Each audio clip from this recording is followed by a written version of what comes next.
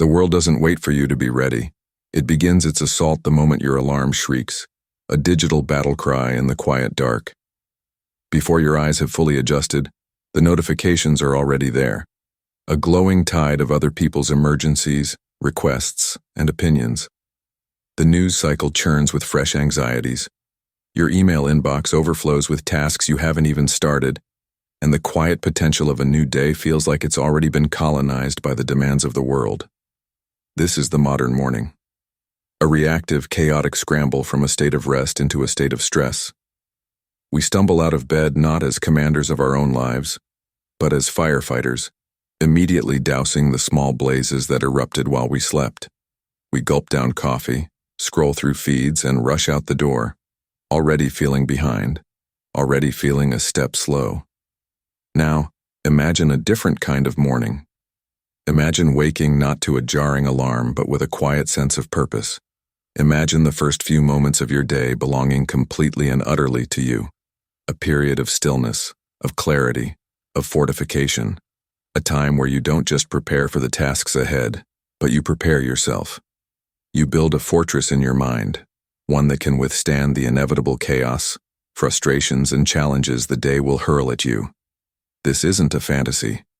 This is the Stoic morning. More than 2,000 years ago, the Roman Emperor Marcus Aurelius, arguably the most powerful man in the world, wrestled with the same fundamental battle we all face each morning: the pull of the warm blankets versus the call of duty. In his private journal, he wrote himself a note, a piece of self-coaching that has echoed through the centuries.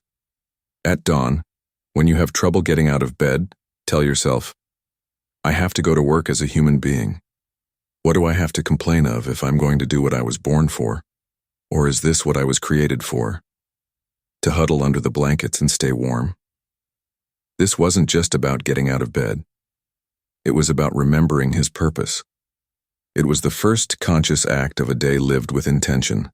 The Stoics, from an emperor like Aurelius, to a statesman like Seneca, to a former slave like Epictetus, understood a profound truth.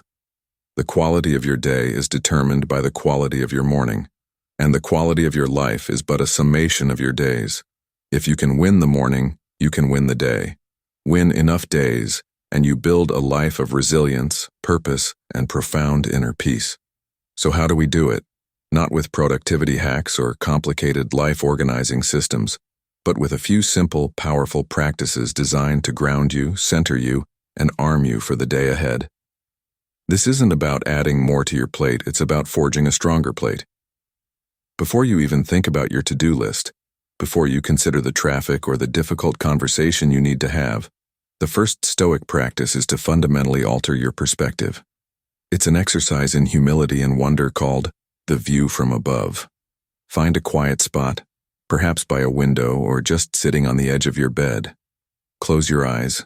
Begin to imagine yourself floating upwards, rising above your body. See your room, then your home. Continue to rise, looking down upon your street, your neighborhood, your city glowing in the early morning light. The cars look like tiny toys, the bustling concerns of the people below completely invisible. Don't stop there. Ascend higher, watching your country become a patch of green and brown on a sprawling continent. See the curve of the earth, the brilliant blue marble suspended in the infinite, silent blackness of space. Float past the moon, a silent, pockmarked companion. Watch the earth shrink to the size of a coin, then a pinprick of light. Now you are amongst the planets, the sun a blazing furnace in the distance. Go further still, until our entire solar system is just one of countless stars in the swirling arm of the Milky Way galaxy. And then, see that galaxy itself become just one of billions, a tiny speck of dust in an incomprehensibly vast cosmos. Stay there for a moment. In this silent, boundless expanse, where are your problems? Where is that annoying email? Where is the looming deadline? Where is the petty argument from yesterday? They have vanished. They haven't ceased to exist, but their weight, their significance has been radically diminished. This exercise isn't meant to make you feel insignificant. On the contrary, it's meant to instill a profound sense of awe and gratitude. From this cosmic vantage point, you can look back at that tiny blue dot and marvel at the incredible, improbable gift of your own existence. This single day, this fleeting moment of consciousness, is a precious miracle. This practice is a direct confrontation with memento mori. Remember, you must die. Not in a morbid, fearful way, but in a way that ignites a passion for living. If your time is finite, if this day is a gift, how can you waste it on trivial frustrations or needless anxiety?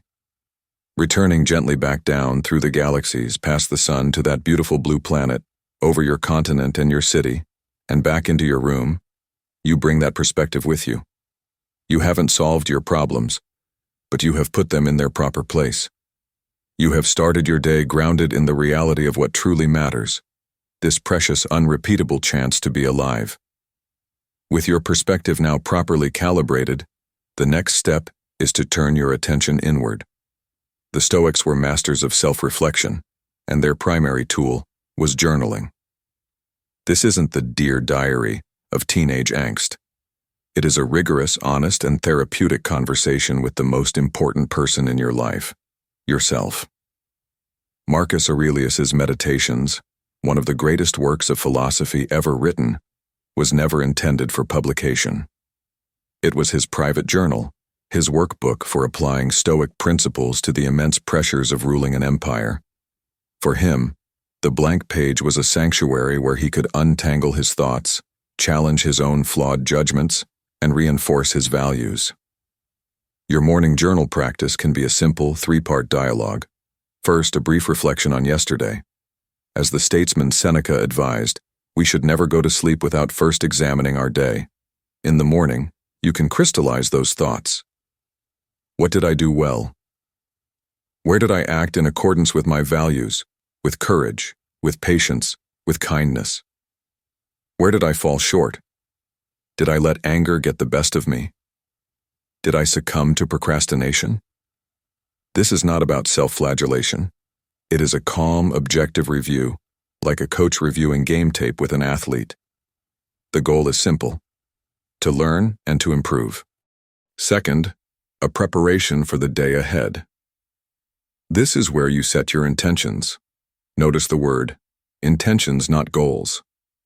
A goal is an outcome, something often outside your complete control. I will close the big deal today as a goal. It depends on others, on market conditions, on luck. If you fail, you feel defeated. An intention, however, is about your character and your actions, which are entirely within your control. I will be honest, prepared, and resilient in today's meeting, regardless of the outcome, is an intention. It is a declaration of who you choose to be. Frame your intentions around the Stoic virtues: wisdom, navigating situations with logic and calm; justice, treating others fairly and with kindness; courage, facing challenges both big and small; and temperance, moderation and self-control.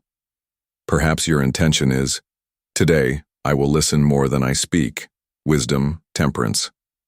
Or today I will face that difficult task I've been avoiding without complaint, courage.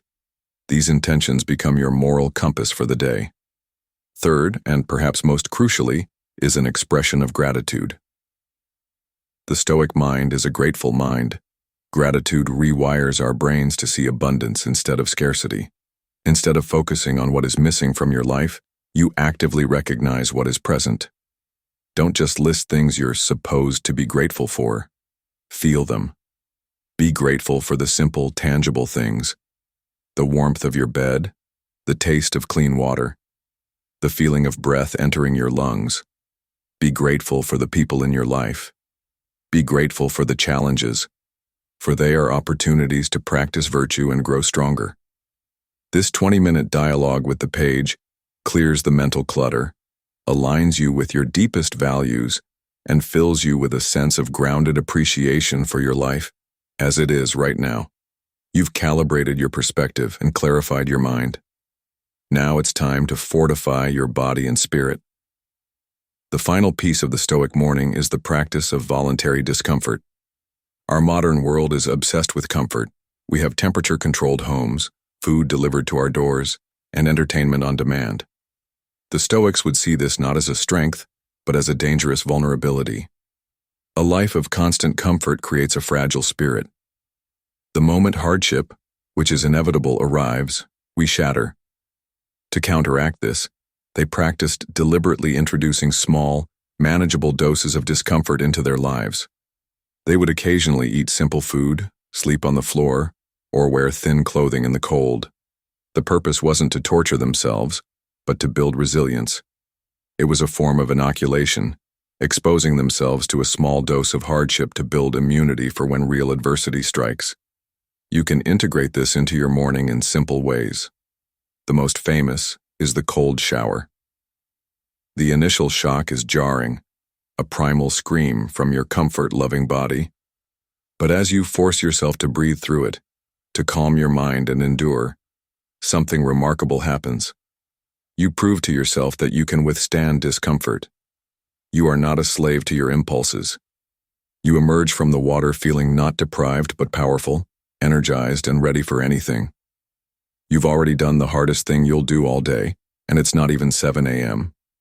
If a cold shower is too much to start, try something else. Do a set of push-ups or squats to failure before you have your coffee. Skip the sugar in your breakfast. Go for a brisk walk outside, regardless of the weather. The specific act is less important than the principle. Choose a small hardship. Choose to do something that your weaker self would rather avoid. This practice accomplishes two things. It reminds you how little you actually need to be okay. You can survive without that extra pastry or a perfectly warm shower. This reduces your fear of loss and increases your appreciation for what you do have. More importantly, it builds what psychologists call self-efficacy, the belief in your own ability to handle challenges. Each morning, you are casting a vote for the resilient, disciplined, and courageous version of yourself. By starting your day with a victory over your own desire for comfort, you carry that strength with you. When a colleague is difficult, when traffic is terrible, when a project fails, your mind has already been trained. It knows what real discomfort feels like, and it knows that you have the capacity to endure it. This trinity of practices, the view from above, the sacred dialogue of the journal, and the inoculation of voluntary discomfort, forms the bedrock of a morning that doesn't just happen to you but is actively created by you. It's a routine that transforms the first hour of your day from a source of stress into a source of strength. It is the building of your first most important fortress, and from within its walls you can face the world not as a victim of circumstance, but as a calm, purposeful, and unconquerable soul.